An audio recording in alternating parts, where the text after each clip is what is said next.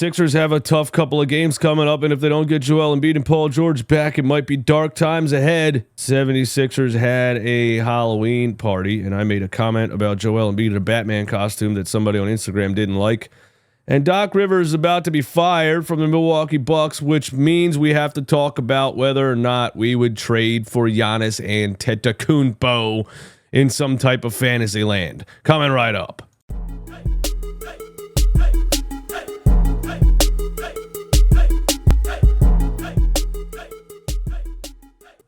Ramping up, I'm ramping up, I'm ramping up, I'm ramping up, I'm ramping up.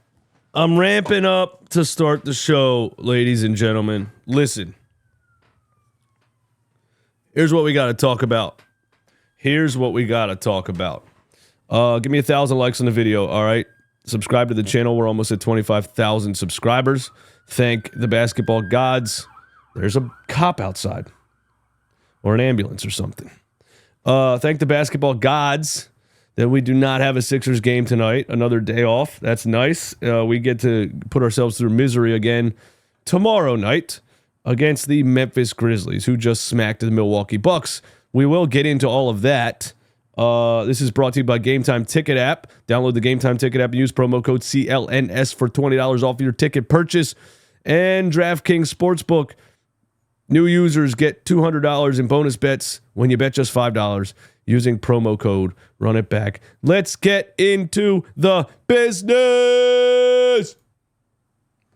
Answer me in the comments. How many games will the Sixers win during their upcoming 5-game stretch? We're supposed to get an update sometime today on Paul George and Joel Embiid. Knowing my luck, right when I upload this video, the report will come out. But the way the Philadelphia 76ers have handled players and injuries over the years, I would bet on them not playing 3 of these 5. And, with them just coming back, how's the chemistry going to be? Oh, man, this cough it's going away, but it's still there a little bit. How's the chemistry going to be, when they come back with missing as much time as they have missed? So here's the games: Memphis, Phoenix, LA, and Charlotte. Now, don't forget, Memphis just got Ja Morant back, and they smacked the Milwaukee Bucks last night.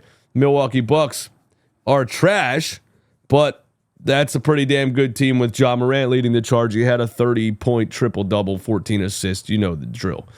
Phoenix pulled out a comeback victory over the Clippers last night, but I mean, both of those teams are better than the Sixers without Joel Embiid and Paul George. Let's be serious. James Harden, at least in the beginning of this season, is doing what James Harden does, about a 25-point triple-double. You know the drill. He'll burn out eventually, but the beginning, it's the beginning of the season, James Harden, so he's playing really well. The Lakers, LeBron James keeps getting better somehow with age, and the Hornets with LaMelo Ball back have not sucked as much as the Hornets have sucked in years past. So I'm saying out of one of these 5 games, we get a Tyrese Maxey like 45 piece and a win. But if Joel Embiid and Paul George are not back for either of these 5, from what I've seen so far with the Sixers, I'm calling this a 1-4 5-game stretch. Let me know what you think in the comments. I have no faith really in this team without Joel and Paul George, because the whole team is constructed to be fit around those 2 stars plus Tyrese Maxey. And when you got guys like Caleb Martin and Kelly Oubre trying to step up into a number 2 role, it's just terrible. It's not what you designed the team for, and it just doesn't look good. Speaking of which, Keith Pompey reports that Maxey is logging 42 minutes per game, but he's also been inefficient. He's shooting just 37.8% from the field, including 11 of 48 on 3-pointers. Now, I personally don't really care about Tyrese Maxey's inefficiency right now, because he's obviously forcing up a lot of shots to try to generate some type of offense for the Sixers out of nothing, because they have no actual offense without a couple of other guys on the floor. With teams hounding him, again, he doesn't have a good enough number 2 right now to take the pressure off. So I'm not concerned about his efficiency. But the numbers suggest that the Philadelphia 76ers are right now one of the NBA's worst teams. So again, I, thought they were going to be pretty good with Tyrese Maxey and this supporting cast, even without Paul George and Joel Embiid. I thought they were going to be pretty good. Maybe I said without Joel Embiid. Maybe that was before Paul George did the hyperextension. I think Paul George and Tyrese Maxey with this supporting cast can be a pretty good team. Obviously, without both of those guys, they're not good, and they are one of the NBA's worst teams, which, again, it's funny that the Philadelphia 76ers are like, hey, we're just going to load manage until the playoffs. You have to make the fucking playoffs.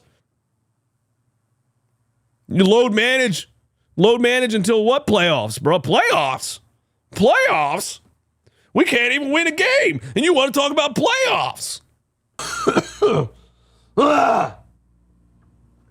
I hope I remember to edit out all of my fucking coughing fits, man. God damn. The Philadelphia 76ers had a Halloween party, and Joel Embiid was in a Batman costume. And just for fun, I said, imagine crime is popping off and everybody dies because Batman is still ramping up. And as a joke, creatively, that's pretty fucking good. But somebody on Instagram didn't like it, and let me read you what this comment said, and it blows my absolute ever-loving mind. And I don't usually read haters' comments, but this one was so good that I had to read it. And by so good, I mean so asininely fucking stupid. He said, y'all need to stop crying about this. Did you see what happened to Banchero? Dude dropped 50 and had a solid 5 games, and now he's hurt for an extended amount of time. You need to stop crying about players not playing because a great player just got hurt by playing. So basically, we should put all of the NBA players on a stage behind bulletproof glass, and we should buy tickets so we can go look at them in their uniforms and imagine them playing, because they shouldn't actually play the game that they're paid to play, because you might get hurt playing the game. So they should get paid an obscene amount of money to just stand there in a uniform and not actually play the game. That's what this guy basically just said in this comment. And you can't just not do things because bad shit might happen. Let me give you some life advice. Bad shit happens. In this case, don't even go outside, bro. Stay inside your house because you might catch a cold. Don't cross the street because you might get hit by a bus. You can't live life like that, bro. What the freak? You got to play games. You're being paid to play games. Look what happened to Banchero. Yeah, he got hurt playing basketball. He's paid to play basketball. Was he not supposed to be playing basketball? That's crazy. But it doesn't shock me.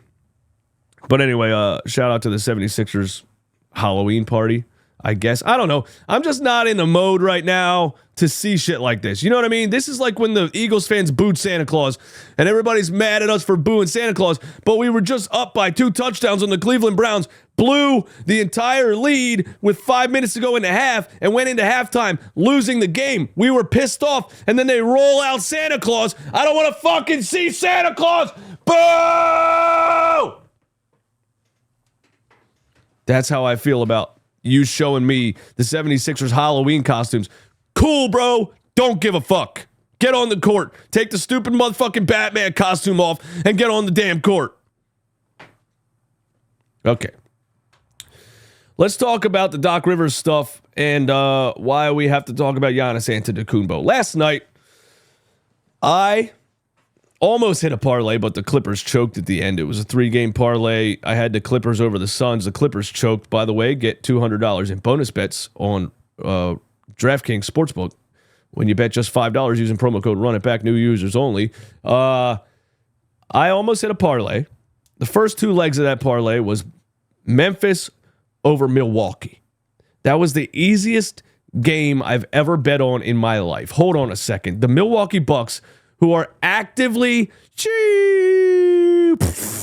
tanking unintentionally, who are 1-3, are playing the Memphis Grizzlies in Ja Morant's return, and they're favored. The Bucks, the Memphis was a plus 200 on DraftKings. That's the easiest money I've ever made if I didn't make it a 3-leg parlay where I bet on James Harden, because we all know what James Harden does to me. But yeah, the Milwaukee Bucks absolutely suck. They were down by 20 in the first quarter. They were down by 30, I think, at some point in the game. They are terrible. And Damian Lillard last night had 4 points on 1 of 12 from the floor, 0 for 6 from three-point range. I don't remember if a couple of years ago, probably Maxey's rookie year, whenever Dame was available for trade, I don't remember if I said I would trade Tyrese Maxey for Damian Lillard. I might have at that point in Tyrese Maxey's career, but I'm glad I didn't, because this is an absolute shit show, and Doc Rivers is about to get fired because you can't have the Bucks and Giannis and Dame and all these guys, Chris Middleton and Bobby Portis, and start the season out 1-4, losing to bad teams. So Doc's going to get fired. And a report from a sports writer, I don't even know who the hell that is, bro. CBS Sports NBA Insider, whatever. He said Giannis Antetokounmpo could force his way out of Milwaukee. There's a rising sense of confidence that if things go badly in Milwaukee, and they are, Giannis could be available for trade, would really force his way out of Milwaukee in the next year. So I ask you, 76ers fans, as much as I can't stand watching Giannis Antetokounmpo play basketball against my team because he plays like he's a running back and he gets a lot of bullshit calls just plowing his way into the lane and throwing elbows, and he's allowed to travel. He's allowed to take 3.5 steps when he already has the longest legs in human history. But would I love him on my team? Yes. Hell yes. And not even thinking about Joel Embiid. If you just told me that I could have Giannis Antetokounmpo and Tyrese Maxey on the same team, I would say give up whatever they want. Whatever they want. Empty the clip. Anybody who says no to this for any trade package that the Sixers could offer is lying. You're absolutely lying, bro. And you know what? I'm going to get a little bit crazy with this, but tell me what you would do. Tell me if you would do this in the comments. Just a random trade somebody threw out on Twitter. Paul George, Jared McCain, Kelly Oubre, and 5 first-round picks for Giannis Antetokounmpo. The answer is yes. You can't say no to that.